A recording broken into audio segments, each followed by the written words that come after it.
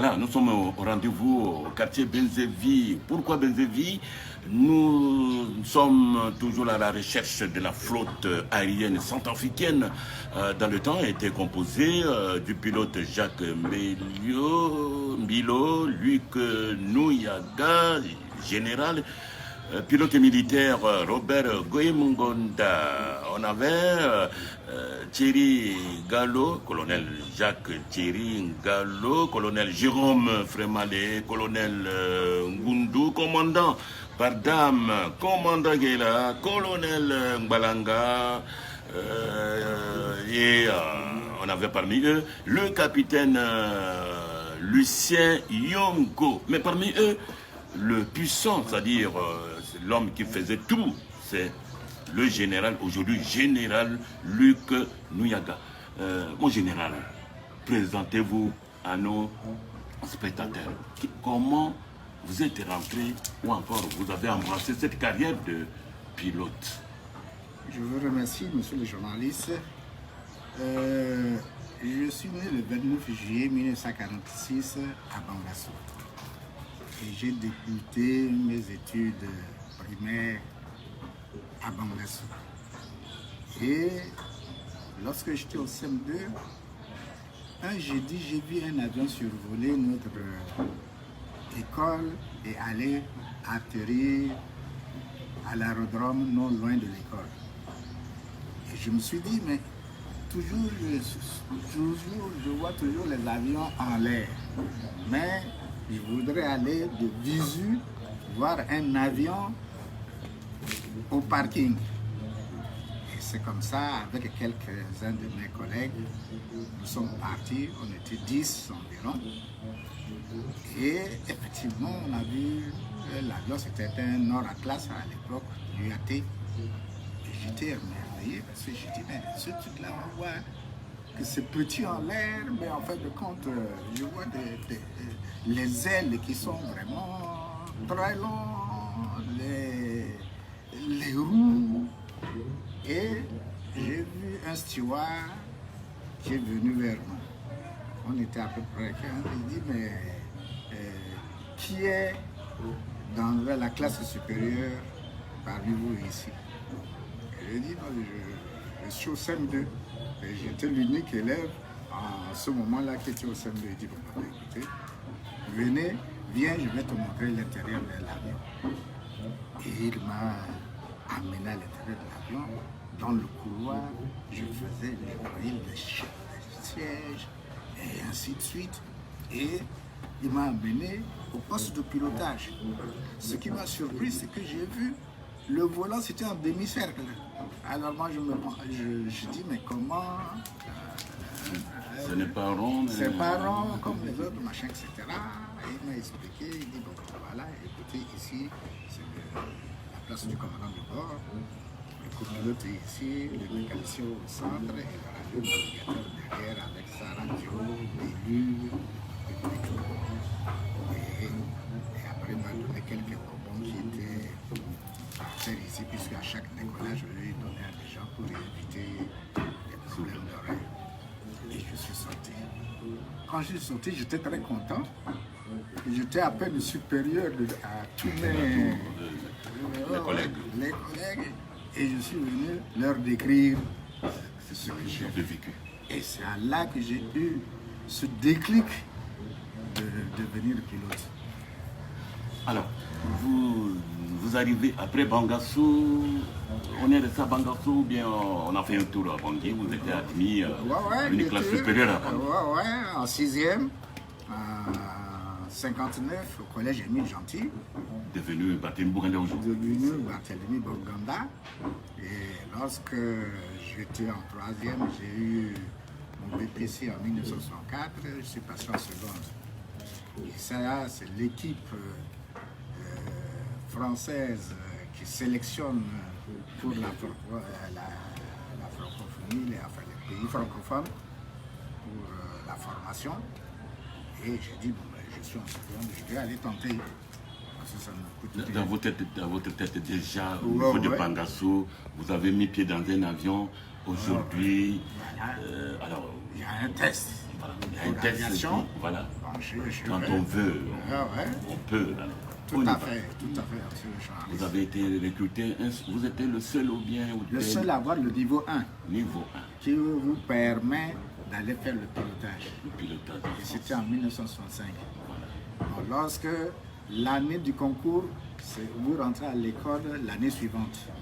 Et donc c'est en 66, le 1er avril 1966 que je suis parti en France. Alors, les parents de Bangassou, ceux de Bangui, notre fils est admis pour aller en France. Quelles étaient leurs impressions, leurs avis? Ma tante était contre.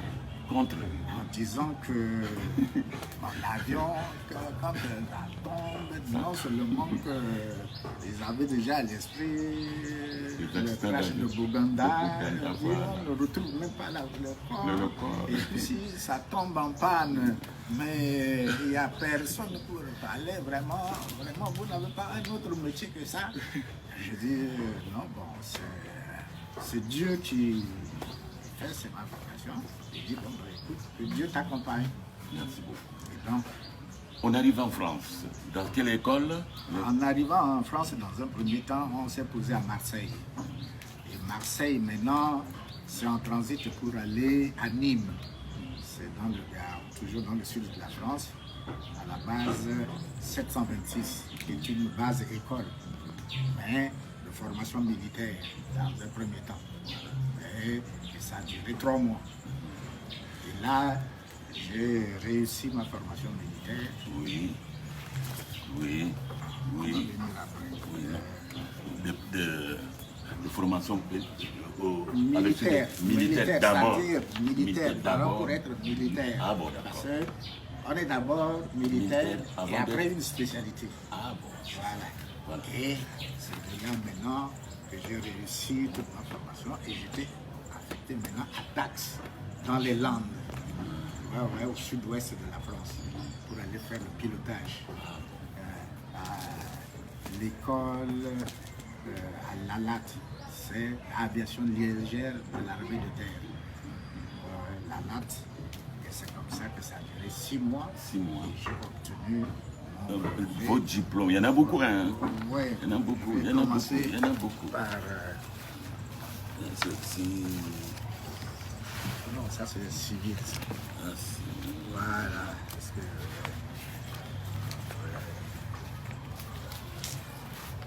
voilà. Excusez-moi. Le diplôme aussi. Mais c'était hier. Oui, c'est ça. Bon, voilà. La latte, c'est...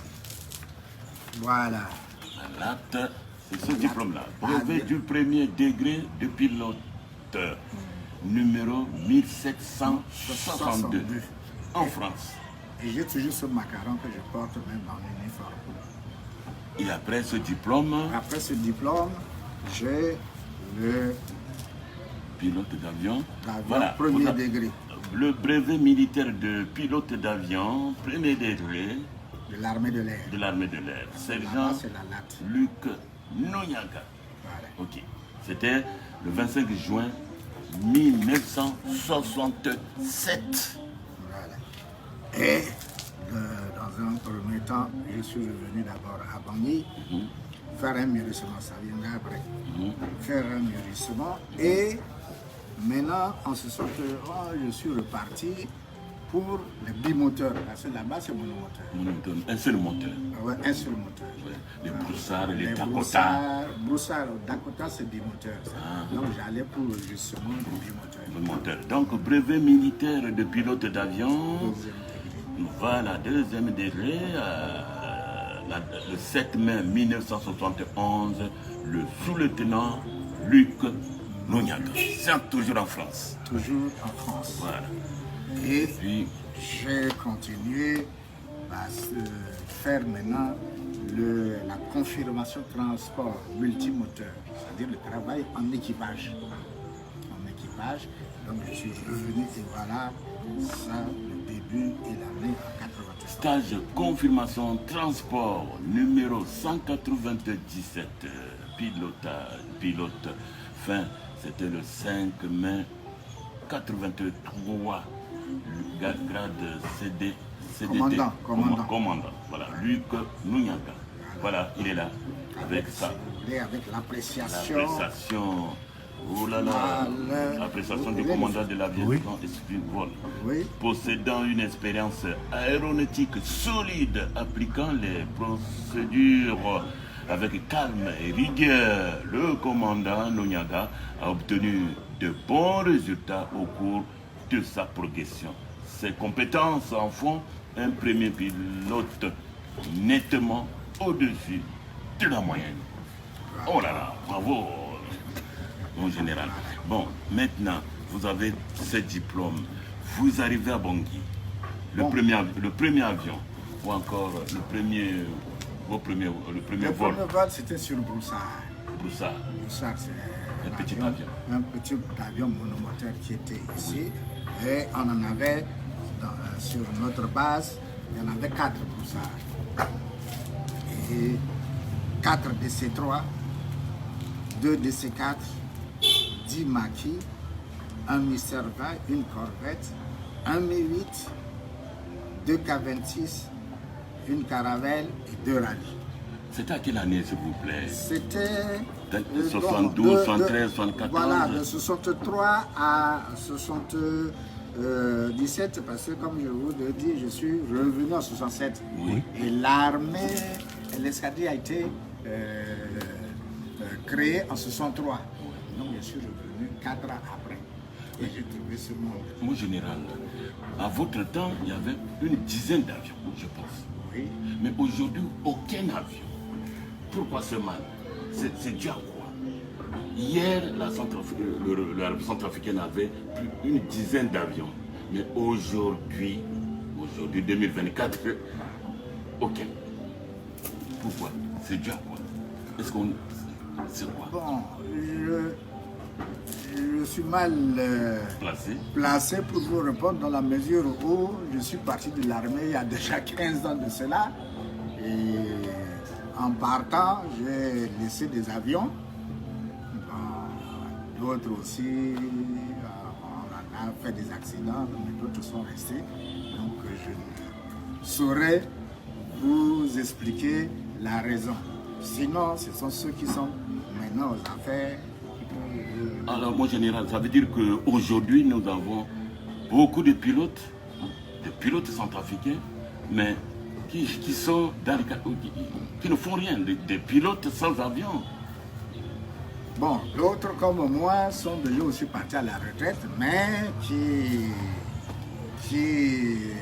en dehors de moi, qui en sont aptes encore à pouvoir piloter. Je peux citer Gallo qui est encore vivant, qui peut piloter, Freeman qui peut piloter, Balanga qui peut piloter, ils sont vivants. Non, mon général, s'il y avait des avions, vous serez des encadreurs. De temps en temps, vous êtes retraité, on vous dit, mon général, est-ce que vous pouvez passer demain donner des cours à ces jeunes? Est-ce que vous pouvez faire un tour dans un avion pour aller à Berberati, pour aller à Bangassou, vous allez accompagner des jeunes? Vous pouvez le faire, non? On peut le recréer dans la mesure où nous avons eu cette formation. Et encore, j'ai eu cette chance parce qu'en 1994, j'ai été détaché au ministère du Transport pendant 9 ans. Donc, le processus de délivrance d'autorisation, de création de compagnie, je le sais, parce que j'avais eu ce diplôme-là au niveau de l'OACI à Dakar. Donc, pour remettre cette structure en place, ça ne pose pas de problème. Et que pour trouver aussi les ressources pour remettre ça, je ne pense pas que ça puisse être un problème. Mon général, après le Broussard, vous avez conduit Air Centrafrique, autre chose, Empire Centrafricain, quelque chose comme ça, il y en avait, non? Non, c'est-à-dire après,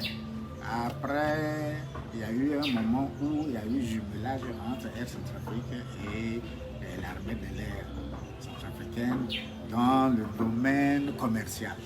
C'est comme ça que nous avons travaillé. J'ai été commandant de bord sur DC-3, sur DC-4, sur Mister 20, sur Caravelle dans le cadre où j'ai été nommé pilote présidentiel et sur ces avions 1720 et 40, dont j'ai les qualifications. Vous vous rappelez de moi quand j'étais au CG de Mboki dans le Ombomu, le général étant piloté, comme il vient de le dire, on arrive à l'aéroport, à l'aérodrome de Mboki. C'était un DC-4. Il dit, on va prendre tout le monde, ceux qui vont à Bangui, ceux qui vont à Bangassou, ceux qui vont à Zemio. Mais attention, présentez vos bulletins, vos réquisitions. D'accord? On est d'accord? Oui. Nous, à ce temps-là, il n'y avait pas de sacoches, s'il vous plaît. Il n'y avait pas de sacoches, de morceaux de bois comme ça. Alors, papa, je brandis mon bulletin. Il dit, Kumbo Bako. Allez, vous montez. J'ai pris ma valise en bois. Quelle histoire! J'ai pris DC-4. Au lieu d'atterrir à Zemion, je vais atterrir à Bangassou. J'ai atterri à Bangassou. J'avais déjà dans ma tête ma tante qui était au quartier de Tokoyo. J'ai dit, voilà, on va voir aujourd'hui. Et j'étais parti la chercher. Et voilà, premier vol, DC-4. Et après, Air Centrafrique, Mboki, Bangui. J'ai dit bien, Air Centrafrique. C'est marqué sur l'avion Air Centrafrique. À ce temps-là, il n'y avait pas de photos. Il n'y avait pas de photos. Sinon, vous devez vous les présenter ici. Il n'y avait pas de photos. Oh là là, ce moment fort. Alors, quel souvenir vous gardez de cette carrière, de ce que vous avez fait dans ce pays? Quelle carrière? On voit déjà, vous habitez une villa fantastique, bien, mais en dehors de ça, quel souvenir? Bon, les souvenirs sont multiples, c'est une satisfaction. Vous savez, ça fait plaisir lorsque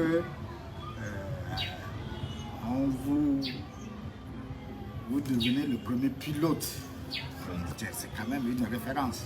Parce que vous savez que avant vous, il n'y avait personne. Et après, les autres viennent jusqu'à ce stade. Et à cette époque-là, il y avait quand même moins d'intellectuels que maintenant. Mais c'est maintenant le paradoxe où il y a plus d'intellectuels et on a plus de ressources. Bon, je ne comprends pas. Oui. Parce que à l'âge de 22 ans, j'étais déjà pilote. Aujourd'hui, tu peux avoir la licence, Master 1, Master 2, jusqu'à 35 ans, tu ne travailles pas, 38 ans, tu ne travailles pas. Et à ce temps-là, quand j'étais arrivé à Bangui pour la première fois, des avions à l'aéroport international Bangui Poko, j'étais parti au fleuve pour voir des bateaux, je dis bien des bateaux, comme Gamana, Lagos, tout ça là qui reliait Bangui, Brazzaville, des bateaux. Il y a des bateaux qui quittaient Bangui pour aller à Bema, Bangassou. Bateau, tu prends le bateau, Bema, Bangassou, Wango, Bangassou là-bas, tu viens à Bangui à bord des bateaux. Mais aujourd'hui, il n'y en a pas. Allez au bord du fleuve là-bas, aucun bateau. Mais j'ai dit, c'est quoi notre pays? Mais pourquoi ça? Pourquoi? Au niveau des bateaux, bon, c'est au niveau du transport. Du transport, tout ça, même les avions, le transport. Bon, mais est-ce que moi je dis, la Bible dit il faut cogner. Mais est-ce qu'on ne peut pas cogner à cette puissance-là pour dire à travers la coopération, aidez-nous, on ne peut pas. Bon, moi en tant qu'exécutant, il y a les décideurs. Oui. Le commandement, c'est à eux de pouvoir. Et maintenant, moi j'ai toujours dit, lorsque j'étais dans la gestion des ressources, parce que je suis quand même resté un certain temps, j'ai dit, écoutez, pensez toujours à former du personnel. Parce que vous pouvez avoir de l'argent aujourd'hui, vous achetez un avion, mais s'il n'y a personne. Comment vous allez faire? Parce qu'il vous faut au minimum 2 à 3 ans pour former quelqu'un et puis qu'il puisse mûrir, avoir l'aguerrissement qu'il faut et tout. Et alors qu'aujourd'hui, vous achetez un avion, et c'est ce que le gouvernement de l'époque a vu. On nous a formés avant, pour que ça formait un missile 20, on était les tout premiers en 1972 à être un équipage entièrement centrafricain sur un avion à réaction. il allait en visite officielle à Libreville. On était en me servant, on s'est posé. Le président Bongo est arrivé. Le commandant Wemouda, Moniaga, Naïboudi, on est sorti de là. Il dit, mais il n'y a pas un blanc. J'ai dit, non, sur un avion, etc. Et je me souviens, un collègue dit, mais vous nous battez en Afrique centrale pour avoir un avion en réaction et l'équipage est entièrement centrafricain, ça fait la fierté. Donc un avion battant pavillon centrafricain, équipage centrafricain, et on avait sur le sol. On était en avance en 72. On était en avance sur beaucoup de choses. En général, je voulais savoir quel est le message que vous pouvez lancer à l'endroit de la jeunesse centrafricaine. Est-ce qu'il peut, vu votre parcours, est-ce qu'on peut rêver que des enfants, en écoutant cette histoire, votre histoire, c'est une histoire qui est digne, il faut quand même qu'on fasse un film de cela. Mais si des enfants venaient à écouter ces histoires, est-ce qu'ils peuvent rêver, suivre ce parcours, essayer? Qu'est-ce que vous leur dites? Il faut qu'ils rêvent grand. Monsieur le journaliste, mais les enfants choisissent maintenant un cursus par rapport au marché. Si lui, il veut être pilote et il revient et il n'y a pas d'avion, qu'est-ce qu'il va faire? Il faut d'abord créer l'emploi et rechercher les ressources. Voilà. C'est ça. C'est comme vraiment. Tu peux être capitaine de bateau, mais tu arrives en Centrafrique, il n'y a pas de bateau. Tu deviens capitaine de... Maintenant, les gens s'orientent, vous voyez, bon, je fais logistique parce qu'après je vais avoir le marché, etc. Non, je fais gestion parce que voilà, et tout. Mais la technique, il n'y a pas d'avion. Comment voulez-vous faire? Et même vous, en tant que père d'un enfant, vous allez l'orienter pour faire l'aviation. Mais l'aviation, c'est où? Et après, il sort comment vous allez faire? Autant l'orienter dans ce qui est besoin. On n'a pas on a des problèmes de santé, de pénurie de l'électricité, des panneaux, mécaniciens on se forme en fonction du besoin. Nous avons des enfants de la diaspora qui ont accès à ça. C'est ce message que j'ai souhaité que vous leur adressez, que si vous êtes parvenus là, parce qu'eux, ils ont les ressources, ils ont la possibilité d'avoir le travail là-bas, mais quand ils voient un compatriote centrafricain, le premier pilote centrafricain, arriver à piloter, il peut avoir ce parcours que vous nous avez décrit, mais c'est quelque chose, ça va susciter un déclic auprès de ces enfants. Ils disent que mais si on a un de nos il est général, il est pilote, il a fait un parcours, mais nous aussi on peut, pourquoi pas? Moi c'était dans ce sens que je voulais voir les choses. Parce qu'il y a beaucoup d'enfants qui sont à l'étranger, qui suivent l'émission Sous le Mongué. Et c'est pour les toucher, c'est pour leur montrer la réalité, qu'avec le directeur de la station, on fait le tour, on recherche les valeurs, on recherche ceux qui ont marqué l'histoire de la République centrafricaine, comme vous faites partie de ceux qui ont marqué l'histoire de notre pays, pour montrer que non, nous aussi, comme les jeunes artistes disent maintenant, Ikoyiginazo. Voilà, c'était ça. Voilà. Oui, allez-y, mon général. Oui, nous avons des ressources, même beaucoup de ressources. Mais le problème, c'est le débouché à l'emploi. Maintenant, vous ne pouvez pas choisir un cursus qui ne débouche pas sur le marché du travail. Et en Centrafrique, c'est regrettable parce que nous avons 620 000 km² et les routes ne sont pas praticables. Donc, il fallait développer le transport aérien. Parce qu'un vieil adage dit 2 km de piste vous amène au bout du monde. Vous décollez d'ici, vous pouvez aller aux États-Unis. Mais 2 km de route ne peuvent pas vous amener à Boki. Et l'aviation est tout indiquée. Est le meilleur transport. C'est vrai, les gens pensent que c'est plus risqué, mais c'est le moyen le plus sûr. Parce que si vous prenez l'avion, vous prenez un véhicule. La terre, vous allez au bord de la mer, vous ne pouvez plus continuer. Bon, maintenant, vous prenez un bateau. Le bateau arrive au bord de la terre, il ne peut pas continuer. Mais l'avion survole de tout ça. Pas un machin, etc. D'ici, à cet instant, vous pouvez quitter d'ici et aller aux États-Unis. Mais pas par la route, ni par bateau. Oui. Donc c'est un contexte de transport privilégié. Oui, un autre point qui me vient en tête.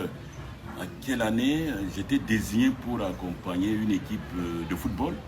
C'était À Khartoum. non, pas à Khartoum. On a pris un avion ici pour Douala, Oui. et il y avait un retard. Bon, l'équipe est déjà partie. Alors on me dit, vous prenez ce petit avion, payez ce petit avion pour aller. Au niveau du Cameroun, il y a des broussoirs, il y en a beaucoup. Oui. J'ai vu une vingtaine. Ouais, des C'est petits bimoteurs. des bimoteurs payés, gérés par les Camerounais. Un Camerounais, il a son avion qui peut faire Bangui, Bangassou, Bangui, voilà, Bangui, Bangassou, Bangui, Beberati, Bangui, Bossangwa, Bangui, Boire. Oui. Mais dites-moi, les Centrafricains n'ont pas des moyens pour pouvoir en privé payer des petits avions comme mineurs dans le temps. Est-ce qu'il y a les Centrafricains, combien coûte un avion? Est-ce que les Centrafricains ne peuvent pas? Non, ils ne sont pas informés. Peut-être. Ils ne sont pas informés. Vous prendrez un CBH coûte plus cher qu'un bimoteur. Un CBH coûte plus Plus cher cher qu'un bimoteur. Aïe, oh, Par exemple. c'est pas vrai. Et à l'époque, vous prenez par exemple l'ambassadeur de Fenimaga avait une compagnie. Hein? Oui. Miner là, via Air aussi, a une compagnie, mais seulement c'est le marché. Et le problème qui se pose, c'est que vous ne pouvez pas aller à Bangassou s'il n'y a pas de carburant, l'Afghanistan là-bas pour revenir. Oui. Nous, Alors, c'est donc, toute une organisation. on développe le gros porteur pour le fait que je prends mon carburant ici, je vais à Mbouki et je reviens. Parce que si je dois prendre du carburant là-bas, il n'y a pas de carburant. Même si vous allez en véhicule, il n'y a pas de carburant. Et ça, c'est pénalisant. Donc autant orienter notre achat des avions d'être autonome. Donc vous avez plus de... Vous prenez votre carburant et c'est comme ça qu'on faisait. On est en mesure d'aller le point reculé de la RCA à Birao et revenir sans prendre de carburant. On peut aller maximum Mbouki et revenir sans carburant. On peut aussi aller à Bereparati sans problème. Parce que en dehors de Bangui, vous ne pouvez pas trouver l'Afgas pour les avions en province. Donc vous allez créer la compagnie. Et si vous prenez plus de carburant, c'est un poids pour vous et vous prenez moins de passagers. Et c'est un manque à gagner. Donc vous ne faites que le transport de carburant. Alors que vous devez prendre le carburant qu'il vous faut pour venir et prendre le maximum des passagers et des frais. Parce que c'est ça qui vous produit. Vous payez le personnel, les passagers. Si les passagers, et puis en plus de ça, il faut que le coût soit abordable.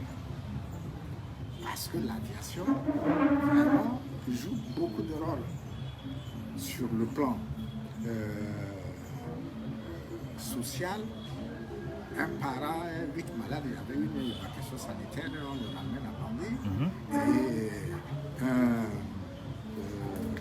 un membre du gouvernement, plus près de la population, les résidents, ils vont aller comment? C'est l'avion qui peut vous amener rapidement. Les fêtes, la poste. Et puis, machin, etc. À notre époque, je me souviens qu'en Broussard, les ministres allaient dans leur poste en Broussard et faisaient le tour. Parce que c'est plus facile. Dans la journée, vous êtes vous faites le tour et le soir, vous revenez. Parce que n'oubliez pas que 623 000, peut-être, c'est un peu plus grand que la France. Ben oui. Et malgré tout ça, il y a eu une diversification de la France. La France a dans la à les bonnes routes, à les trains, à les avions, etc. Et je me souviens aussi, lorsqu'on avait des problèmes à Boki, nous avons mangé, et j'étais le commandement, j'ai ouvert le terrain de Boki, de Bambouti, je veux dire. Qui s'était posé pour amener, parce que les hostilités, ce n'est pas à côté de vous ici, mais c'est loin. Et lorsque quand quelque chose se fait là-bas, il faut tout de suite être transporté. Ou machin, etc. Mais si vous n'avez pas la troisième dimension qui est les forces aériennes, qui jouent le rôle commercial, c'est-à-dire, et aussi le rôle sécuritaire, comme vous avez fait. Mon général, votre progéniture, vous avez des enfants. Ils sont nombreux, je pense, parce qu'il y a un qui était venu organiser une compétition au stade de Barthélemy Vaughan. Oui, oui. Il venait de la France, oui. C'est footballeur. C'est footballeur. Bon, lui aussi, comme il a vécu à Bordeaux, bon, il a plus où, bon, chacun naît avec ses compétences. Hein. Tout à fait, tout à fait. Moi, je ne sais pas taper dans le ballon, mais lui, il le sait. Oui. Comme lui aussi, malheureusement pour moi, je n'ai pas un enfant qui puisse être pilote, machin, etc. Bon, chacun suit son cursus. Donc, il est en France. Voilà, merci beaucoup. Nous venons de finir avec le général, premier pilote centrafricain. Il a fait les beaux jours de ce qu'on appelle la flotte aérienne centrafricaine. À leur temps, plus de 10 avions. Aujourd'hui, aucun. À leur temps, des bateaux, de tout ça là. Bon, même à votre temps, même à mon temps, entre Bangassou Bangui, il y avait Air Trogo, Dodokar, Air Bangui, tout ça. C'est-à-dire de lundi à samedi, les cars étaient sur la route pour aller même à Wango. Aujourd'hui, aucun car, on appelle car, il n'y a que à venir de Centrafrique, l'unique en Centrafrique, alors que nous sommes plus de 7 millions de Centrafricains. Comme disait le général, 623 000 km², disons, battons-nous, positionnons-nous au niveau de l'Afrique. Non, le premier pays africain avec le cacao, c'était Bokoko, Wakombo, de Mbaïki. Aujourd'hui, on dit le premier producteur, c'est la Côte d'Ivoire, le Cameroun. Mais dis donc, que se passe-t-il aux Centrafricains? Que se passe-t-il? Pourquoi on est né comme ça? Moi, mais je suis différent de vous, hein, Centrafricains. Non, nous sommes différents de ces Centrafricains. Alors, donc, vous saluez ceux qui nous écoutent et qui nous suivent en ce moment, pour dire merci, vous les saluez, ceux qui sont à l'étranger. Je salue la diaspora, vraiment pour les soucis qu'ils font pour nous ici, ce sont les mêmes, mais tout remet entre les mains de Dieu, parce que ce qui est impossible à l'homme n'est pas impossible à Dieu. Et j'ai cette assurance qu'il n'y a pas de raison qu'on ne puisse pas avoir un avenir meilleur en République centrafricaine. Il n'y a pas de raison, c'est peut-être la volonté qui manque, mais je vois qu'il y a les ressources, que ce soit à l'extérieur. J'écoute même le président qui dit, mais il y a la diaspora, on a les têtes, on est prêt pour venir, qu'ils viennent, machin, etc. Mais eux aussi, il faut qu'ils ne viennent pas pour chômer, voilà, machin, etc. Et aussi, quand ils arrivent, il faut les écouter parce que ce sont des techniciens. Et c'est ce qu'on a toujours eu, les techniciens vont toujours à l'encontre de la décision qui n'est pas une désobéissance. Par exemple, je prends un cas où j'ai vécu, le président veut dire qu'il doit décoller à 8 heures. Et il arrive, il dit non, on ne peut pas décoller parce qu'il y a encore le brouillard. Mais lui, il conçoit que son ordre n'est pas exécuté, mais c'est un problème de sécurité. Et ça a toujours été comme ça au niveau de La diaspora, au niveau des techniciens et la hiérarchie de fois. Voilà, et la hiérarchie. À part ça, nous y croyons. Hein. Nous y croyons, merci beaucoup. C'est la fin avec le général, le premier pilote Luc Nouyada. Alors autour de cette animation, nous avons le trio SKS, c'est-à-dire Paul Syriac Semaporo, Albert Stanislas Kumbobako, Parfait Junior Célébangé. Nous avons fini de la musique centrafricaine. Merci.